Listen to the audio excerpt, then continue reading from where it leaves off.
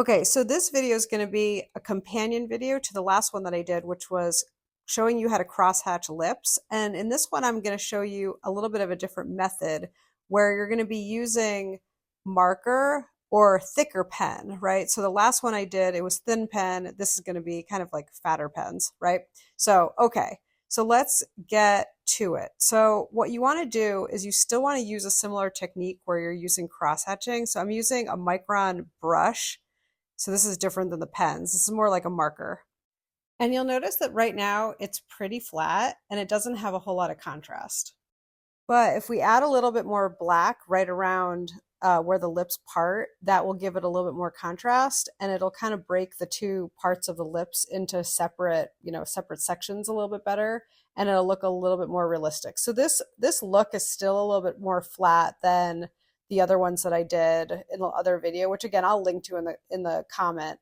But you can see that this is just another way of working and it'll give you a different effect and another thing just to try if you're experimenting with cross-hatching. And in this one, I'm going to show you what the lines look like if you sort of start kind of like emanating out of that center point. So notice that the lines, whereas in the last one, they were kind of more of like traditional cross-hatching going in diagonals, whereas this one, I'm kind of starting in that center point of the lips, and then I'm using direction of line to go around the form.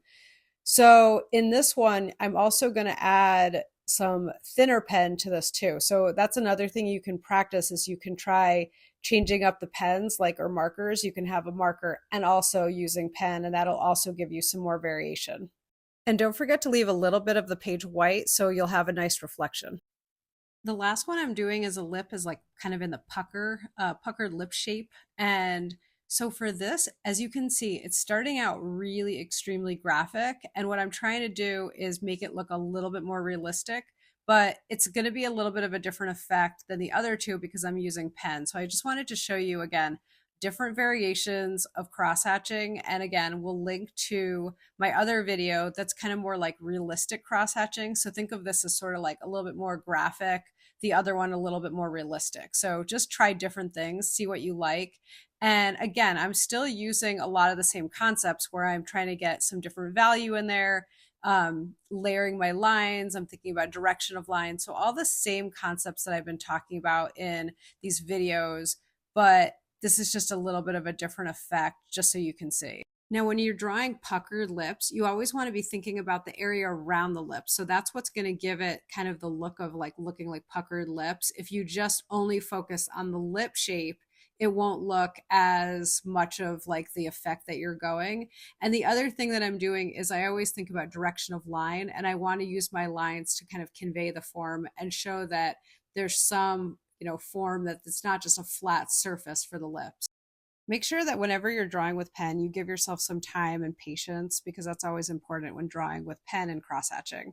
If you've enjoyed the video, please subscribe and hit the like button and leave a comment in the comment section as well. And one thing that I'm doing is I'm going over and layering the chin area right below the lip. And what that does is it helps make the lip pop out a bit more. So that's a really good strategy.